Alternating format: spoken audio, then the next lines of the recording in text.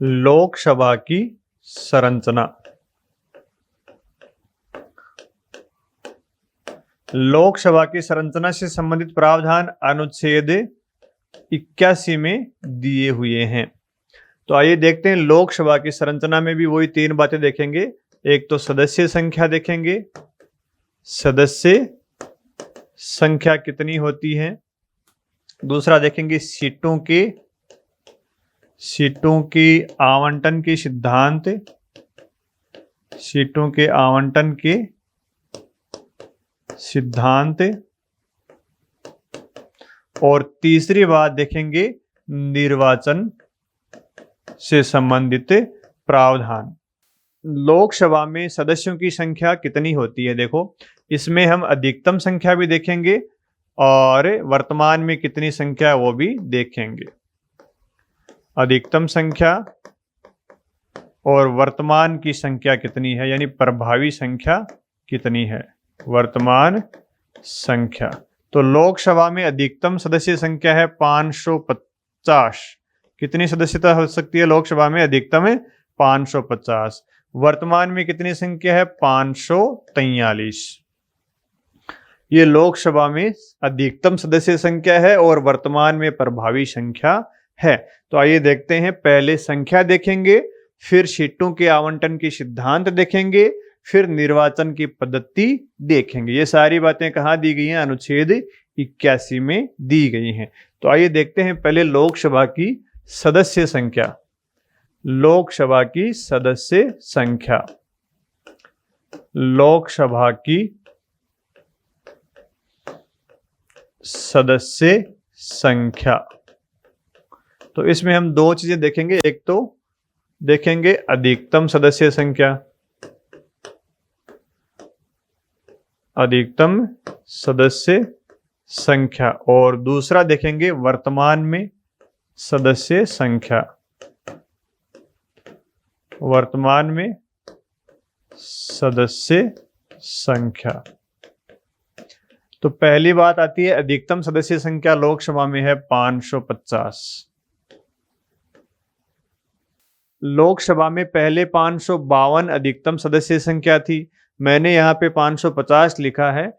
तो इसको समझने के लिए हमें संविधान के 2 अनुच्छेद और एक संविधान संशोधन देखना पड़ेगा। तो अनुच्छेद तो हम देखेंगे 331 और 334, और संविधान संशोधन देखेंगे 104वां संविधान संशोधन 2019। इनके माध्यम से हम समझ सकेंगे कि सीटों की संख्या 552 से 550 कैसे हुई। 331 में एक आ गया कि राष्ट्रपति 2 एंग्लो इंडियन सदस्यों का लोकसभा में मनोनयन करेगा। 2 एंग्लो इंडियन सदस्यों का लोकसभा में मनोनयन करेगा, मनोनयन करेगा। और अनुच्छेद 334 में एक आ गया है कि ये संविधान के लागू होने से 70 वर्ष तक ही प्रभावी होगा। संविधान के लागू होने के 70 वर्ष तक ही ये प्रावधान प्रभावी होगा, 70 वर्ष तक प्रभावी होगा।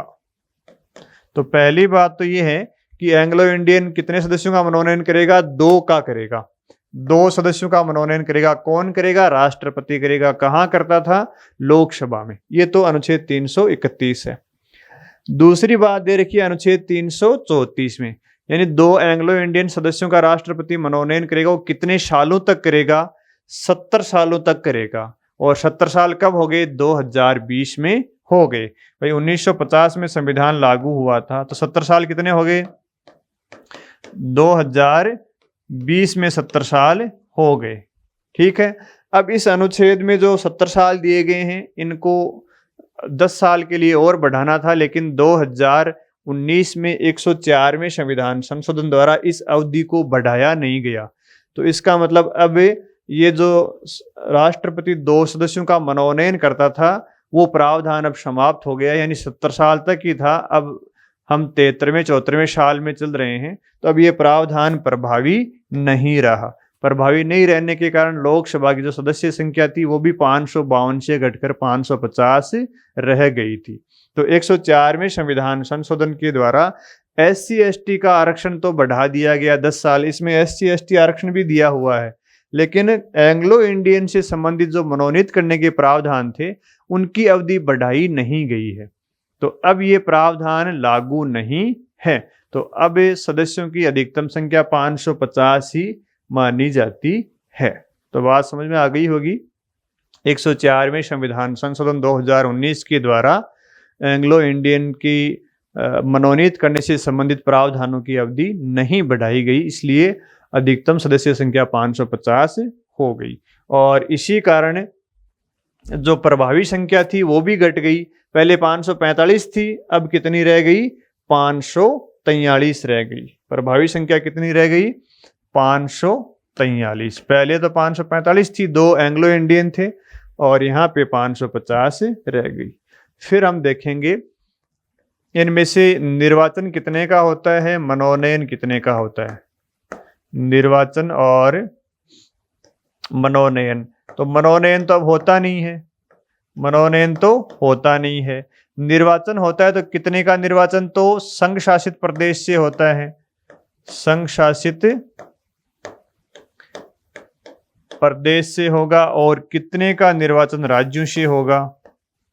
तो राज्यों के बारे में कहा गया है 530 सदस्यों का निर्वाचन होगा, संघ शासित प्रदेशों से 20 सदस्यों का निर्वाचन होगा। तो ये 550 संख्या आ गई है। अब देखते हैं वर्तमान में प्रभावी संख्या कितनी है। वर्तमान में प्रभावी संख्या देखो,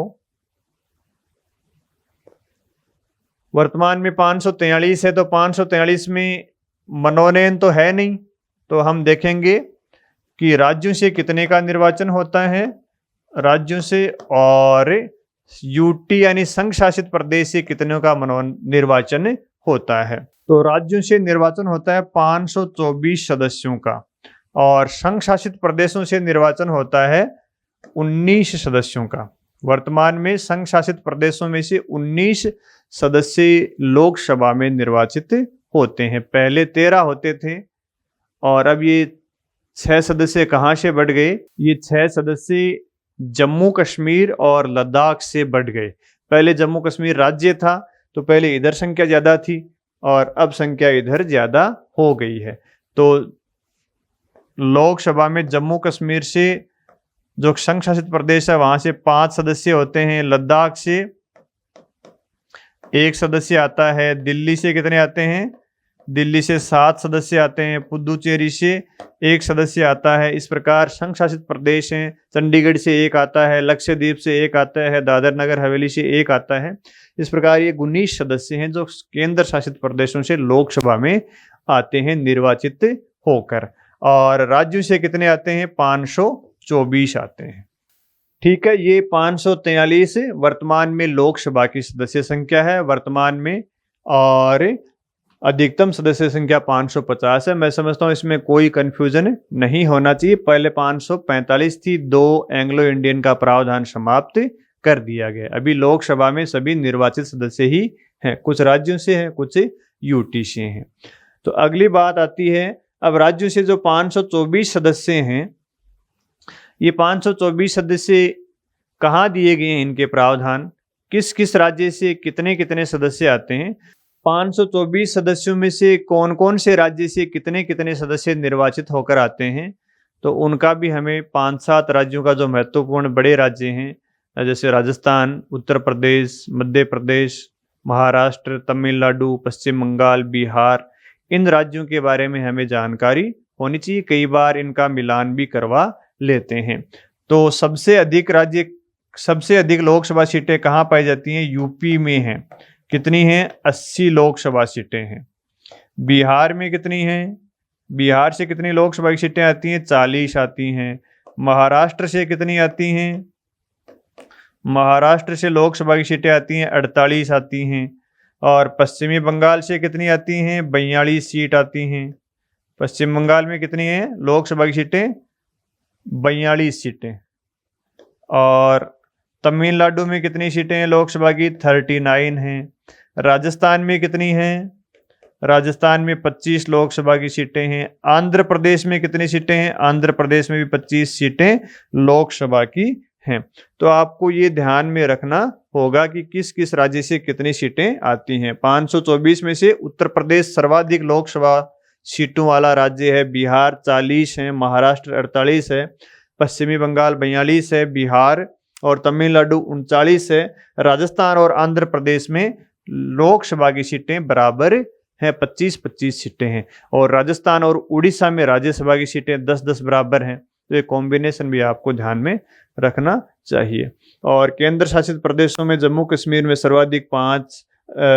सर्वाधिक दिल्ली में है 7 सीटें, जम्मू कश्मीर में 5, लद्दाख में 1, पुदुचेरी में 1 है, चंडीगढ़ में 1 है, लक्षद्वीप में 1 है। इस प्रकार इन राज्यों में 1-1 सीटें हैं, 19 सीटें। तो इस प्रकार ये लोकसभा की अधिकतम सदस्य संख्या है और वर्तमान सदस्य संख्या है, आपको ये याद होने चाहिए। फिर अगली जो बात है, लोकसभा की संरचना में पहली बात तो ये हो गई, सदस्य संख्या हो गई, कहाँ कहाँ से कितनी सीटें आती हैं वो भी आपको याद होना चाहिए। और दूसरी जो बात है इसमें, लोकसभा के जो सीटें हैं उनके आवंटन में किस सिद्धांत का प्रयोग किया जाता है। लोकसभा की जो सीटें हैं वो किस आधार पर आवंटित की जाती हैं राज्यों को। तो जैसे राज्यसभा में जनसंख्या के आधार पर सीटें आवंटित की जाती हैं, वैसे लोकसभा की सीटें भी किस आधार पर आवंटित की जाती हैं? जनसंख्या के आधार पर आवंटित की जाती हैं। प्रत्येक राज्य को उसकी जनसंख्या के अनुपात में सीटें आवंटित की जाती हैं। यानी लोकसभा का जो प्रतिनिधित्व होता है वो प्रादेशिक प्रतिनिधित्व होता है। लोकसभा के लिए पूरे देश को छोटे छोटे निर्वाचन क्षेत्रों में बांटा जाता है और वहां से लोकसभा के सदस्य निर्वाचित होकर लोकसभा में आते हैं। तो प्रत्येक राज्य को उसकी जनसंख्या के अनुपात में लोकसभा की सीटें प्रदान की जाती हैं। तो आइए देखते हैं किस सिद्धांत के माध्यम से लोकसभा की सीटें आवंटित की जाती हैं। एक बात जो महत्वपूर्ण है यहाँ पे, जो हमने राज्यसभा में देखा था कि राज्यसभा की सीटों के आवंटन, राज्यसभा की सीटों का उल्लेख तो कहाँ किया गया था? राज्यसभा की सीटों का उल्लेख किया गया था अनुसूची 4 में, जो कि हमारे संविधान में शामिल है। जबकि लोकसभा में जो सीटें दी गई हैं, लोकसभा में ये सीटें दी गई हैं, इनका उल्लेख कहाँ किया गया है कि किस राज्य को कितनी सीटें प्राप्त होंगी। भाई लोकसभा की अधिकतम सीटें तो दी गई हैं संविधान में कि 550 होंगी, लेकिन किस राज्य को कितनी कितनी सीटें होंगी इसके प्रावधान कहाँ दिए गए हैं? इसके प्रावधान दिए गए हैं जनप्रतिनिधित्व अधिनियम, इसके प्रावधान दिए गए हैं लोक प्रतिनिधित्व अधिनियम, लोक प्रतिनिधित्व अधिनियम 1950 में, कि राजस्थान को 25 सीटें हैं, उत्तर प्रदेश को 80 सीटें हैं, बिहार को 40 सीटें हैं।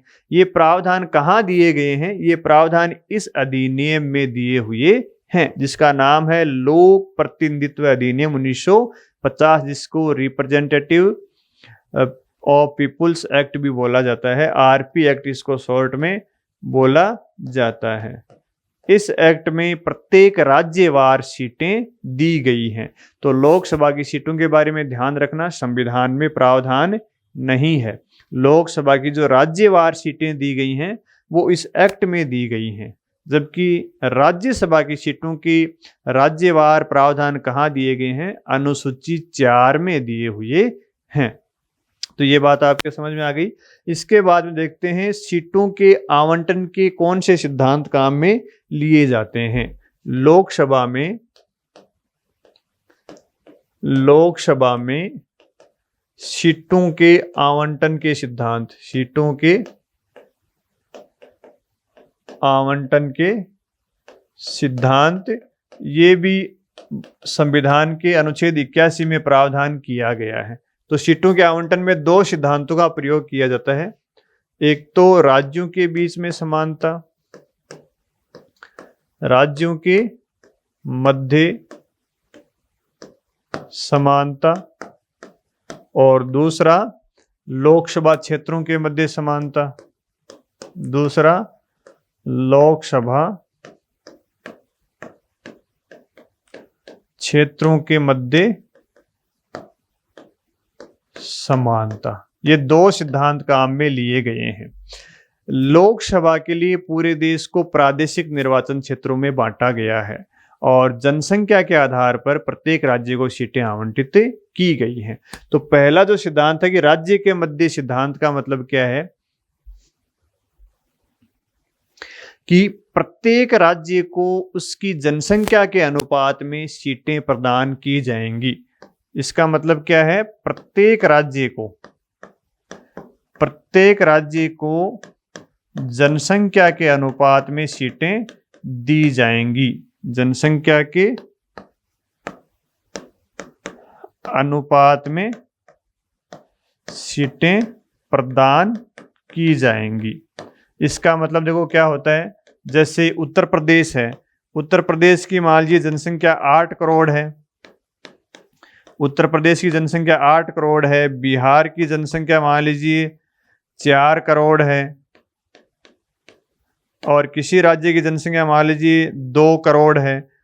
तो इनको सीटें कैसे देंगे, इनकी जनसंख्या के अनुपात में देंगे। जैसे उत्तर प्रदेश में 80 सीटें हैं, लोकसभा की उत्तर प्रदेश में कितनी सीटें हैं, 80 सीटें हैं, यानी 8 करोड़ जनसंख्या होने पर 80 सीटें हैं। तो 4 करोड़ जनसंख्या होने पर बिहार की सीटें कितनी होंगी, 40 होंगी।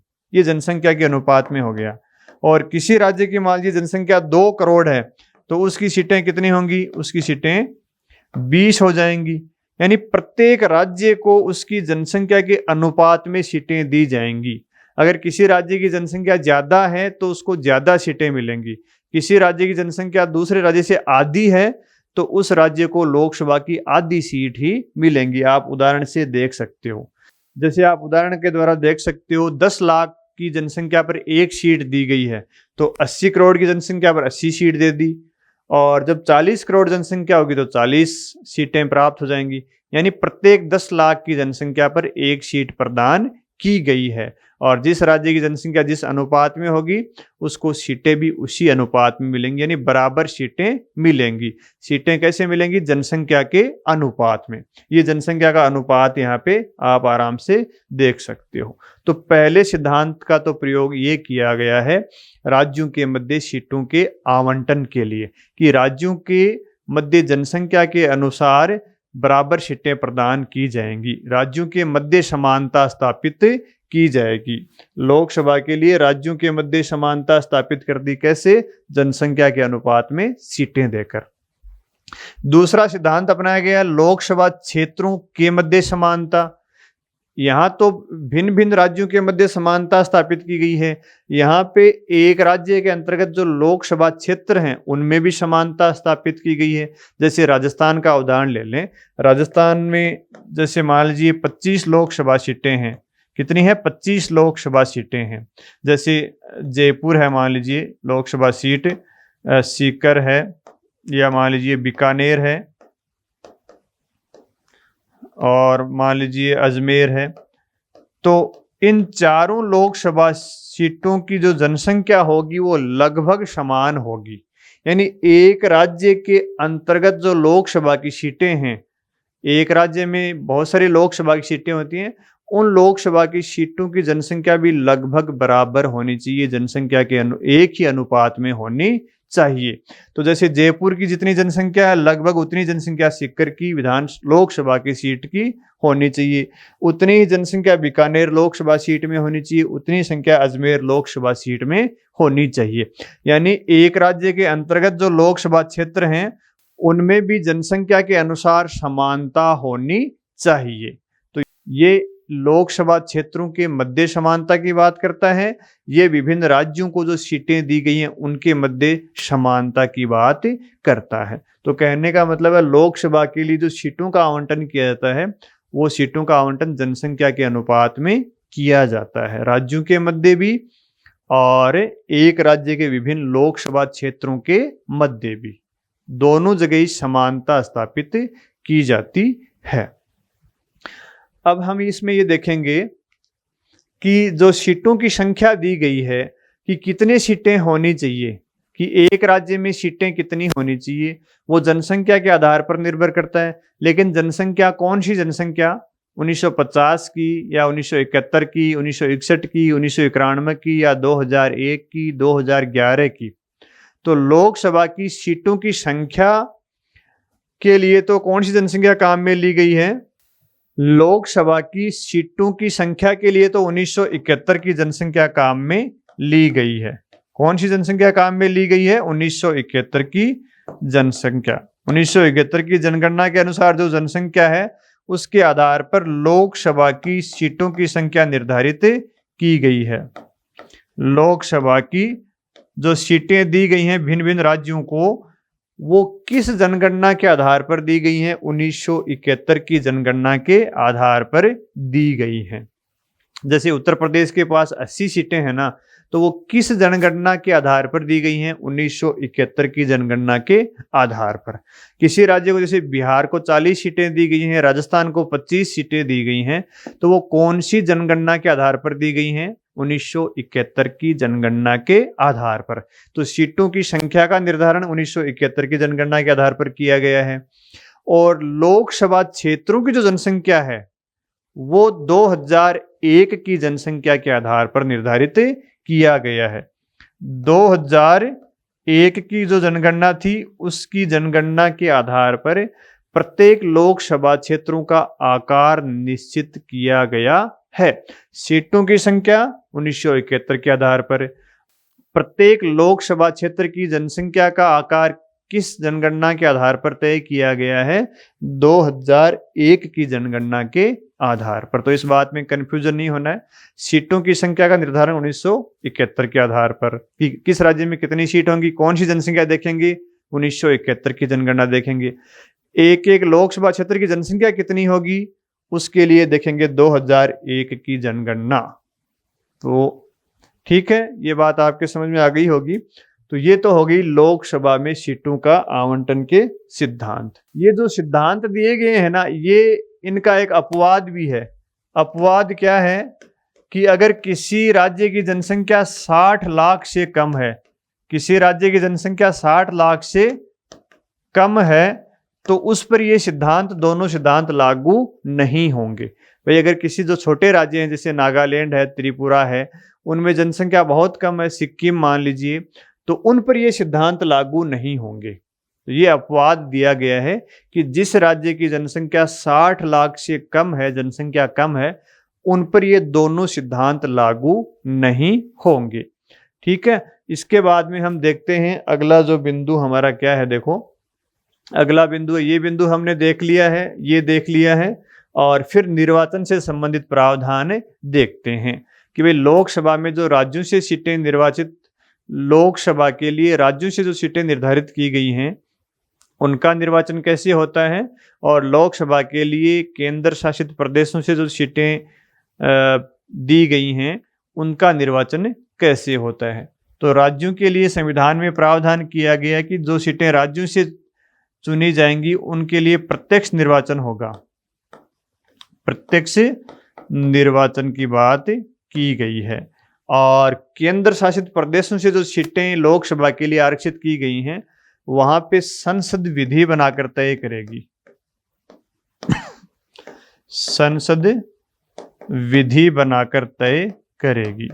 तो संसद ने विधि बनाई है और संसद ने कहा कि भाई जितने सदस्य केंद्र शासित प्रदेशों से लोकसभा में जाएंगे उनका भी कैसे होगा, प्रत्यक्ष निर्वाचन ही होगा।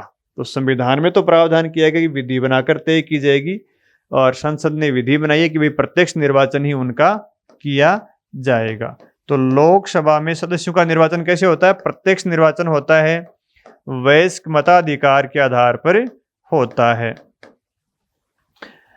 प्रत्यक्ष निर्वाचन का मतलब जनता सीधे उनको चुनती है। लोकसभा के सदस्यों का निर्वाचन कौन करती है?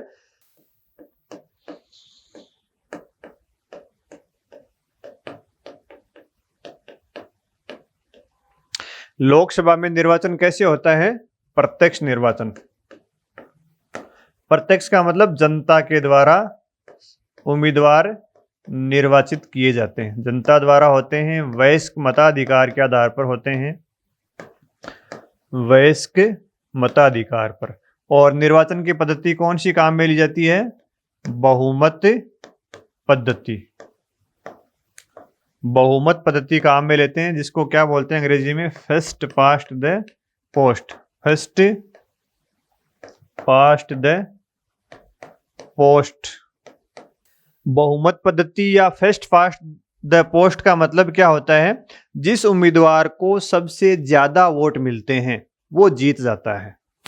यहाँ पे न तो कोटा प्राप्त करना पड़ता है, न उनको कोई मतों का संक्रमण होता है। जैसे आप चुनाव देखते होंगे, सरपंच का होता है, विधायक का होता है, लोकसभा के सदस्यों का निर्वाचन होता है। यानी जिस व्यक्ति को सबसे ज्यादा वोट मिलेंगे, चाहे 5 वोट मिलो, 1 वोट मिलो, 1000 वोट मिलो, वो व्यक्ति निर्वाचित हो जाता है। इसको क्या बोलते हैं? बहुमत पद्धति बोलते हैं। संविधान में तो क्या प्रावधान किया गया कि प्रत्यक्ष निर्वाचन होगा। और पद्धति का प्रावधान कहाँ किया गया है? पद्धति का प्रावधान जनप्रतिनिधित्व अधिनियम 1951 में किया गया है। कहाँ किया गया है? लोक प्रतिनिधित्व अधिनियम, लोक प्रतिनिधित्व अधिनियम 1951 में किया गया है कि लोकसभा के सदस्यों का निर्वाचन कैसे होगा? बहुमत पद्धति के द्वारा होगा। फर्स्ट पास्ट द पोस्ट पद्धति के माध्यम से, वयस्क मताधिकार के द्वारा होगा, प्रत्यक्ष निर्वाचन होगा। और निर्वाचन खुला होगा या गुप्त होगा? गुप्त मतदान होगा। यहाँ पे मतदान कैसा होगा? गुप्त मतदान होता है।